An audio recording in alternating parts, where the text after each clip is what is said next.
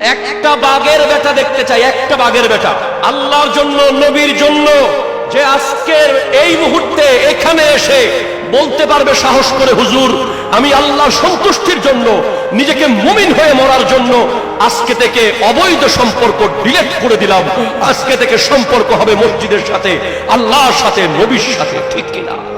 একটা বাঘের ফলা আসেন দেখি, দেখি আমার নবীর জন্য, আমার নবী তাকে হাউজে কাউসার দেবে ইনশাআল্লাহ। জোরে বলেন। তাকে আমি নগদ 500 টাকার একটা নোট দিয়ে দিব ইনশাআল্লাহ, যে এখানে এসে ওয়াদা করবে আজকে থেকে গার্লফ্রেন্ড আর থাকবে না, ডিলিট করে দেবে। আসেন দেখি, আসেনি দিব। নারে তাকবীর, নারে রিসালাত, নারে গাউসিয়া। আল্লাহু আকবার, আল্লাহু আকবার।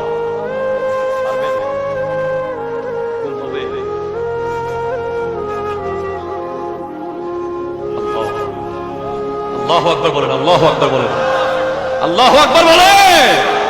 আমার আল্লাহ বলেছেন লা তাকরাবুজ জিনা, তোমরা জিনার কাছেও যেও না। জিনা করা তো দূরের কথা, জিনার কাছেও যাওয়া যাবে না। আর জিনার কাছে মানে কি?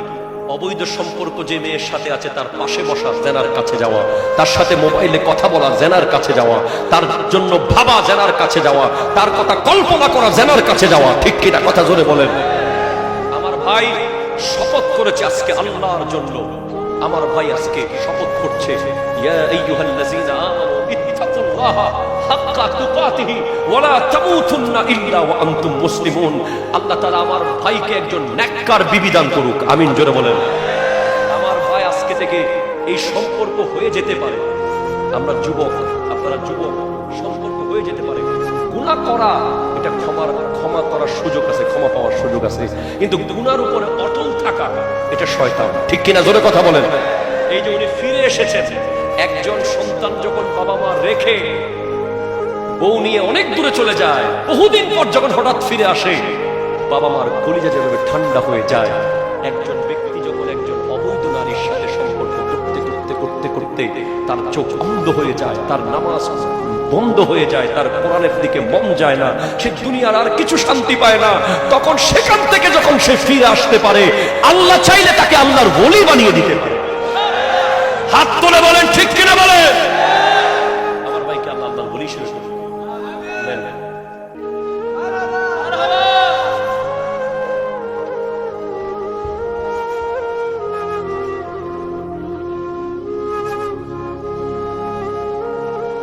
জোরে বলেন না।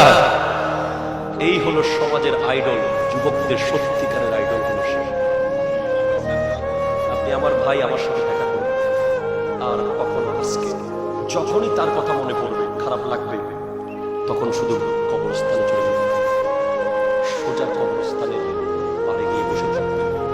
যখনই তার কথা মনে পড়বে তখন মনে করবে আপনার সাথে আপনার আছে। আকরাবু ইলাইহি মিন হাবলিল ওয়ারিদ। আল্লাহ বলছেন আমি তোমাদের সাথীর মতো কাছে আছি। যে মেয়ের সাথে আপনি বাবা মার সামনে ফোনে কথা বলতে লজ্জা পান, যে মেয়ের সাথে মানুষের সামনে আপনি দাঁড়াতে লজ্জা পান, আল্লাহর সামনে কি ঠিক কিনা? জোরে বলেন না। আপনি যে পার্কে গিয়ে বসেন, রেস্টুরেন্টে গিয়ে বসেন, মানুষ দেখলে আপনি লজ্জায় ভয় পান, পরিবারের কেউ দেখতেছে না।